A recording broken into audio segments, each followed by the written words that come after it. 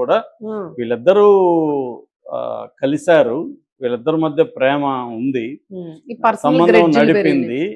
ఆ తర్వాత ఒక ప్రాబ్లమ్స్ వచ్చాయి. ఆ ప్రాబ్లమ్స్ని డీల్ చేయడంలో మనోడు ఎమోషనల్గా రియాక్ట్ అయ్యాడు, లాజికల్గా కాకుండా. ఇది బేసిక్గా చట్ట ప్రకారం అది కూడా నేరమే, అది వేరే విషయం. కానీ ఒక నేరానికి ఏ నేరం చేశాడో దానికి సంబంధించి సెక్షన్లు కాకుండా చెయ్యని నేరానికి సెక్షన్లు పెట్టేయడం అనేది కూడా ఎక్కువగా పోలీసులు చేస్తారు. సో ఇప్పుడు తన విషయంలో అదే జరిగిందా, లేకపోతే నిజంగానే తను వేధించాడా? ఏం వేధించాడో చెప్పట్లేదే. ఎవరిని వేధించాడో చెప్పాలి కదా. అవి వేధింపులు అంటున్నారు, అవి అంటున్నారు తప్ప ఫలానా అమ్మాయిని వేధించాడు అనేది స్పెసిఫిక్గా బయటికి రాలేదు. అట్లాగే సజ్జనారపాటంలో కూడా అది లేదు. కానీ ఎందుకు ఇలా లీకులు వస్తున్నాయి? పోలీసులే ఇస్తున్నారా, లేకపోతే కొంతమంది మీడియా వాళ్ళు కూడా ఇతను గతంలో ఇంటర్వ్యూలు ఇవ్వలేదనో ఇంకోటో కూడా ఛానల్ వాళ్ళకి కోపం ఉంటుంది. అంటే వీడు ఫోన్ చేస్తే తీయలేదనో, లేకపోతే మీ ఛానల్కి నేను ఎందుకు ఇంటర్వ్యూ ఇస్తానని అన్నాడనో ఏదో ఒకటి ఉంటుంది. రైవల్ ఛానల్కి ఇచ్చుంటాడు గంట సేపు, మనకి ఇవ్వడు, ఫోన్ తీయడు. కాబట్టి ఇప్పుడు ఆ కోపం అంతా కూడా ఇలాగ తీర్చుకోండి. అందుకనే పబ్లిక్ గా ఒక నేరం చేసి బయటికి, నేరం లేకపోతే ఏదన్నా జరిగి బయటకు వస్తే అనేక మంది ఎనిమిస్ ఉంటారు. రెండోది మామూలుగా పాస్ సామెత ఉంది, సక్సెస్ క్రియేట్స్ ఎనిమిస్ అని. చాలా జలసీ కూడా ఉంటుంది చాలా మందికి. అట్లాగే ఇంకా ఆంధ్రప్రదేశ్లో అయితే కులం కూడా పనిచేస్తుంది. సో ఇలాగ రకరకాల ఫ్యాక్టర్స్ తో ఇప్పుడు అతను చేసిన దానికంటే కూడా ఎక్కువగా క్రిమినల్ లాగా చిత్రీకరించే ఒక ఇది కనబడుతుంది. సో అతను బేసిక్గా మనకి ఇప్పుడు వరకు అర్థమవుతుండేది పోలీసుల రిపోర్ట్లలో కానీ ప్రకటనలో కానీ ఏంటంటే, ఇతను కష్టపడి ఐఏపీఎస్ అయ్యాడు, ట్రైన్ అయ్యాడు. ఈ స్టోరీ అంతా అతను ఇన్స్టాలో అతను యూట్యూబ్ ఛానల్ పెట్టుకొని కొంతమందికి ఇన్స్పిరేషన్గా ఎలా ప్రిపేర్ అయ్యాను. ఎందుకంటే ఇదంతా కూడా ఐఐటి వాళ్ళు, పెద్ద పెద్ద మంచి పాష్ ఇన్స్టిట్యూట్లో ఇంగ్లీష్ మీడియం చదువుకున్న వాళ్ళే ఐఏఎస్లు ఐపీఎస్లు అవుతారు. రూరల్లో తెలుగు మీడియం ఎందుకంటే ఈ అబ్బాయి గవర్నమెంట్ స్కూల్లో, గవర్నమెంట్ కాలేజీల్లో కావాలో చదువుకున్నాడు, గవర్నమెంట్ స్కూళ్ళలో చదువుకున్నాడు, తెలుగు మీడియం చదువుకున్నాడు. ఇతను ఐపీఎస్కి ఎలా వెళ్ళగలిగాడు అనేది అందరికి కూడా ఇన్స్పిరేషన్. అందరూ అడుగుతారు కదా ఎలా వెళ్ళారు ఏంటి, నేర్చుకుందాం అనుకుంటాను. సో అలాగా ఇప్పుడు ఇవన్నీ ఇతను కూడా చెప్పిస్తున్నాడు. మ్యాక్సిమం అతను చాలా మందికి హెల్ప్ చేస్తున్నాడు. ఈ క్రమంలో అది చూసిన ఇంకొక కర్ణాటకకు సంబంధించిన సుమా హెచ్కే అనే ఒక ఆమె యాక్చువల్గా 2024 ఐపీఎస్ అయింది. కానీ ఆమెకి ఏదో ప్రాబ్లమ్స్ వల్ల ఆమె ఈఓఎల్ ఎక్స్ట్రాడినరీ లీవ్ అని అది పెట్టి ఇప్పుడు 2025 బ్యాచ్కి ఆమె ట్రైనింగ్గా రాబోతుంది. అయితే ముందే ఇతని కథ చూసి ఆమె ఇతన్ని కాంటాక్ట్ చేసింది. ఆమె కూడా ఇతని పట్ల ఒక క్రేజ్ వచ్చి ఉండొచ్చు. సో ఆమె ఇన్స్టాలో ఇతన్ని కాంటాక్ట్ చేసింది. అలాగే వీళ్ళిద్దరు ఫ్రెండ్స్ అయ్యారు. ముందు ఆన్లైన్ ఫ్రెండ్స్ అయ్యారు, దాని తర్వాత ఒకే దగ్గర ట్రైనింగ్ కాబట్టి అక్కడ నుంచి వీళ్ళిద్దరి మధ్య రొమాన్స్ కూడా స్టార్ట్ అయింది. పెళ్లి కూడా చేసుకుందాం బహుశా అనుకొని ఉండొచ్చు. ఎందుకంటే ఈ అబ్బాయి సూసైడ్లో అది రాశాడు, మేము పెళ్లి చేసుకుందాం అనుకున్నాం, నేను ఫైనాన్షియల్ కూడా హెల్ప్ చేశానని రాశాడు. సో కానీ మధ్యలో ఏవో విభేదాలు వచ్చాయి. ఈ అబ్బాయి పాయింట్ ఆఫ్ వ్యూలో ఏమో ఇతనికి వేరే అఫైర్లు ఉన్నాయని ఆమెకు డౌట్ వచ్చింది. ఇక్కడ మరి ఆమెకి డౌట్ రావడానికి ఇతను వేరే అమ్మాయిలతో కూడా క్లోజ్గా ఉన్నాడా అనేది తెలియదు. ఎందుకంటే ఇతనికి క్రేజ్ ఉంటుంది కాబట్టి వేరే అమ్మాయిలు కూడా ఇతను ట్రై చేస్తారు. ట్రై చేసినప్పుడు ఇతను కూడా అమ్మాయిలు దొరుకుతున్నారు కదని సరదాగా గడుపుదామని అనుకోవచ్చు. యంగ్ తనకి. రెండోది ఏంటంటే తన జీవితంలో ఏది అనుభవించలేదు, కష్టాలు పడుకుంటూ వచ్చాడు. సో ఏది కొరత ఉంటుందో అది కావాలనిపిస్తుంది కదా. సో అవన్నీ తనకి దగ్గరగా ఉన్నాయి. అలాగే ఏమన్నా జరిగిందో తెలియదు. మొత్తానికి ఇద్దరి మధ్య విభేదాలు వచ్చాయి. విభేదాలు వచ్చినాక ఆమె దూరమైంది, ఇతను దూరం కాలేకపోవడం వల్ల ఆమెను ఏదో ఎమోషనల్గా బ్లాక్మెయిల్ చేయడం ట్రై చేశాడు. ఇదంతా కూడా పోలీస్ కథనమే. నాకు తెలియదు, నేను తెలిసినట్టు చెప్తున్నాను అనుకోకండి, నాకు కూడా ఏం తెలియదు. పోలీస్ కథనం ప్రకారం సజ్జనారెడ్డి ప్రకటనలో కూడా అదే ఉంది. ఆత్మహత్య చేసుకుంటానని బెదిరించాడు. మామూలుగా ఏంటంటే బలహీనమైన ఎమోషనల్ మైండ్ సెట్ ఉన్నవాళ్ళు అది ఎప్పుడు టీనేజ్లు అంటే అర్థం చేసుకోవచ్చు. ఇంటర్మీడియట్ లవ్ స్టోరీల్లో ఆత్మహత్య చేసుకోవడాలు లేకపోతే బెదిరించడాలు అర్థం చేసుకోవచ్చు. ఇతను ఆల్రెడీ ఐపీఎస్ సాధించిన వ్యక్తి, ఇతనికి ఆ ఎమోషనల్ స్ట్రెంగ్త్ లేదు. ఆమె మోహంలోనూ ఆమె దీంట్లోనూ పడిపోయాడు. ఆమెను మేల్ ఈగో కూడా హర్ట్ అయి ఉండొచ్చు.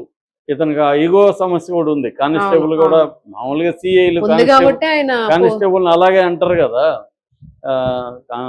మామూలుగా పోలీసులు హైరార్కీ ఉంటుంది, పెద్దవాళ్ళు అలాగే తిడతారు కింద వాళ్ళని, అది వాళ్ళ కానిస్టేబుల్కి చాలా సాధారణం. కానీ ఇతను అలా తీసుకోకపోవడం అక్కడ పాజిటివ్ అయింది, ఇక్కడ నెగిటివ్ అయింది. సో ఇక్కడికి వచ్చేసరికి ఇతను దాన్ని భరించలేక ఆమె మీదకి గట్టిగా వెళ్ళాడు. దీన్ని భరించలేక ఆమె పెళ్లి చేసుకుంటాను వదిలేస్తాడు, ఇతను వదలలేదు. దాంతో ఇతను మళ్ళీ ఇది చేశాడు అనేది పోలీసుల కథనం. ఇతని కథనం ఏంటి, నేను పెళ్ళి నా మీద అపార్థాలు వచ్చింది, వేరే అమ్మాయితో అఫైర్ ఉందని, దాంతో ఆమె దూరం వెళ్ళింది. సరే నేను కూడా గమ్మున్నా, వేరే వాళ్ళని పెళ్లి చేసుకున్నాక నేను దూరంగా ఉంటే మళ్ళీ నా దగ్గరికి వచ్చింది, నాకు నీతో కావాలి, రొమాన్స్ కావాలని. నేను వద్దన్నాను, వినకుండా వచ్చింది. వాళ్ళ భర్తకు తెలిసి నన్ను ఇది చేస్తుంటే నేను వాళ్ళ భర్తకి ప్రూఫ్ కోసం వీడియో కూడా తీసి పెట్టాను అనేది ఇతని ఇది. ఇవన్నీ కూడా కోర్టులో ప్రూవ్ కావాల్సింది. ఏదేమైనా పోలీసులు చెప్తున్నది ఏమంటే, ఆమె 18వ తేదీ కేసు పెట్టినప్పుడు గాయాలున్నాయి, మెడ మీద గాయాలున్నాయి, గొంతు పిసికినట్టుగా లిగేచర్ మార్క్స్ ఉన్నాయి, అట్లాగే ఎడమ కాలు మీద గాయాలున్నాయి, చెంప మీద ఆమెకి ఇవన్నీ ఉన్నాయని చెప్తున్నారు. సో ఇవన్నీ అతను చేసినట్టుగా ప్రూవ్ అయితే, అంటే అసాల్ట్, సెక్సువల్ అసాల్ట్, ఆయన మీద ఒక 10 సెక్షన్లు ఆల్రెడీ ఉన్నాయి. ఇవన్నీ మినిమం 10 ఏళ్ళు పడతాయి ప్రూవ్ అయితే. సో కాబట్టి అతను ఏ స్థాయి తప్పు చేశాడో తెలియదు. హత్యానేరము అంటే ఇప్పుడు ఇతని మీద చేర్చిన సెక్షన్లు ఏంటంటే attempt to rape and attempt to murder, ఈ రెండు కూడా సీరియస్. ఆల్రెడీ సెక్సువల్ అసాల్ట్ ఇవన్నీ సీరియస్. బెయిల్ రావడం కూడా చాలా కష్టం. రెండోది, అతనికి ఇప్పుడు ఐపీఎస్ ఉంటుందా లేదనేది కూడా పెద్ద క్వశ్చన్ మార్క్. ఎందుకంటే ఇది క్రిమినల్ కేసు, అందులో ట్రైనింగ్లో అకాడమీలో చేయడం, అకాడమీకి అది నేషనల్ లెవెల్లో చాలా ప్రిస్టేజియస్గా ఉంటుంది. అకాడమీలో చేస్తే వాళ్ళు డిసిప్లినరీ యాక్షన్ సీరియస్గా తీసుకుంటారు. ప్రైమా ఫేసి ఎవిడెన్స్ ఉందని చెప్తున్నారు. అంటే సంథింగ్ మనోడు డీల్ చేయడంలో సమ్ ప్రాబ్లం ఏదో జరిగింది, అంతవరకు మనకు అర్థమవుతుంది. అది ఆమె వైపు నుంచి కూడా ఉండొచ్చు, కానీ ఇప్పుడు ఇద్దరు వైపు ఉంటుందండి. కానీ నేను దాడి చేసి కొట్టేస్తే అదే బయటికి కనబడదు. ఆమె నన్ను మానసికంగా చేసి ఉండొచ్చు, అది బయటికి రాదు. సో ఇది అతను బ్యాలెన్స్ చేసుకొని ఏది ఇంపార్టెంట్, ఈ స్టేజ్లో మన కెరీర్ ఇంపార్టెంట్, ఏమి కాదు, ఇలాంటి వాళ్ళు బోల్డ్ మంది దొరుకుతారు అనే అనుకోని కానీ కష్టమైన గట్టిగా ఉండుంటే ఈ స్థాయికి రాకుండా ఉండొచ్చు. కానీ మరి ఏం జరిగిందో తెలియదు, చాలా సీరియస్ గా టిపికల్ గా మారిపోయింది. ఇది ఒక ప్రత్యేకమైన కేసే. బేసిక్ మామూలుగా ఐపీఎస్, ఐఏఎస్ ఇలాంటి యూత్ కి బాగా యంగ్ గా ఉండి ఐపీఎస్, ఐఏఎస్ అయినప్పుడు క్రేజ్ బాగుంటది. అమ్మాయిలు కూడా చాలా మంది వీళ్ళని హీరోలుగా చూస్తారు. ముఖ్యంగా ఈ అబ్బాయిది ఒక cinematic story, rags to riches story. అంటే కింది నుంచి కష్టాలు పడి, వాళ్ళ అమ్మ చిన్నప్పుడే చనిపోయింది, నాన్న ఈ అబ్బాయి 18 ఇయర్స్ ఉన్నప్పుడు చనిపోయాడు. తర్వాత నానమ్మ కూరగాయలు అమ్మి తను పెంచింది. అక్కడి నుంచి ఏదో కష్టాలు పడి కానిస్టేబుల్ అయ్యాడు. కానిస్టేబుల్గా 6 ఏళ్ళు పనిచేశాడు. అప్పుడు అవమానాలకు గురైంది. ఆఫ్టర్ ఆల్ నువ్వు ఒక కానిస్టేబుల్, నీ ప్లేస్లో నువ్వు ఉండరా అని సిఐ ఇతన్ని 60 మంది పోలీసుల ముందు అవమానించాడు. దాంతో అదే రోజు రిజైన్ చేశాడు. అక్కడి నుంచి వాళ్ళ బామ్మకు కూడా తెలియకుండా, ఎందుకంటే రిజైన్ చేసేసాడు పోస్ట్, అంటే గవర్నమెంట్ పోస్ట్ రావడమే ఇవాళ ఉన్న పరిస్థితుల్లో చాలా కష్టం. సో దాన్ని ఇచ్చేసి ఈ అబ్బాయి ఒక కాన్ఫిడెన్స్తో చాలా అటెంప్ట్స్ అయ్యి చాలా సార్లు చెప్తున్నాడు, పుస్తకాలు చదువుతూ నేను అనేక సార్లు బోరున ఏడ్చాను అని చెప్పి. ఎందుకంటే ప్రెజర్ ఉంటది, ఎన్నో కష్టాలకి ఇదయ్యాడు. ఇవన్నీ చేసి అతను ఆల్ ఇండియా లెవెల్లో 350 ర్యాంక్ సంపాదించి ఐపీఎస్ అవడం అనేది నిజానికి కొన్ని వేల లక్షల మందికి ఇన్స్పిరేషనల్ స్టోరీ అది. కాబట్టి ఖచ్చితంగా అమ్మాయిలకు కూడా, ముఖ్యంగా ఈ ఎగ్జామ్స్ ప్రిపేర్ అయ్యే అమ్మాయిలకి, ఇలాంటి వాళ్ళకి అందరికి కూడా ఇతను ఒక హీరో క్రేజ్ వస్తుంది. సో ఈ క్రేజ్ను ఉపయోగించుకొని ఇప్పుడు ఇతను ఈ తన ట్రైనీ ఐపీఎస్ అమ్మాయితోనే కాకుండా వేరే వాళ్ళతో కూడా అఫైర్లు నడిపాడు, వేరే వాళ్ళని కూడా వేధించాడు అని ఇప్పుడు కథనాలు వస్తున్నాయి. ఇది ఎంత నిజం అనేది ప్రూవ్ కావాలి. ఎప్పుడైనా కూడా మామూలుగా ఏం జరుగుతుందంటే, పోలీసులని మనం ఇప్పుడు ఏదైనా క్రైమ్ చేసామనుకో, సులభంగా పోలీసులు దొరికిపోతే వాళ్ళకి మన మీద కోపం తక్కువ ఉంటుంది. లేదు, వాళ్ళని వేధించామనుకో, దొరకకుండా రకరకాల పద్ధతులు వాళ్ళని వేధించామనుకో, వాళ్ళకి మన మీద పర్సనల్గా వాడు కోపం పెట్టుకుంటారు, వీడు వేధిస్తున్నాడని. అందుకని ఏదో వాళ్ళ చేతిలో ఏముంటాయి, 2 సెక్షన్లు ఎక్కువ పెట్టగలరు, అవును. లేదు 2 లీకులు ఎక్కువ ఇవ్వగలరు మీడియాకి, వీడు ఒకటిగా చాలా చేశాడు అనగలరు. ఏదో ఒకటి కల్పించైనా మొన్నటి దోయగలుగుతారు. వరకు అటెంప్ట్ రేపు లేదు దీంట్లో, ఇప్పుడు అటెంప్ట్ రేపు పెట్టారు. రిమాండ్ రిపోర్ట్ లో అటెంప్ట్ ఓకే. రేపు పెట్టారు, ఆమెను అటెంప్ట్ రేపు. నిజానికి మనకి ఇప్పుడు వస్తున్న సమాచారం మేరకి ఈవెన్ ఆయన ఎవరు సజ్జనార్ ఇచ్చిన ప్రకటనలో కూడా వీళ్ళిద్దరూ కలిశారు, వీళ్ళిద్దరి మధ్య ప్రేమ ఉంది, ఈ పర్సనల్ సంబంధం గ్రెడ్జిలు పెరిగినాయి. నడిపింది. ఆ తర్వాత ఒక ప్రాబ్లమ్స్ వచ్చాయి, ఆ ప్రాబ్లమ్స్ ని డీల్ చేయడంలో మనోడు ఎమోషనల్ గా రియాక్ట్ అయ్యాడు, లాజికల్ గా కాకుండా. ఇది బేసిక్ గా చట్ట ప్రకారం అది కూడా నేరమే, అది వేరే విషయం. కానీ ఒక నేరానికి ఏ నేరం చేశాడో దానికి సంబంధించి సెక్షన్లు కాకుండా చెయ్యని నేరానికి సెక్షన్లు పెట్టేయడం అనేది కూడా ఎక్కువగా పోలీసులు చేస్తారు. సో ఇప్పుడు తన విషయంలో అదే జరిగిందా, లేకపోతే నిజంగానే తను వేధించాడా, ఏం వేధించాడో చెప్పట్లేదే, ఎవరిని వేధించాడో చెప్పాలి కదా.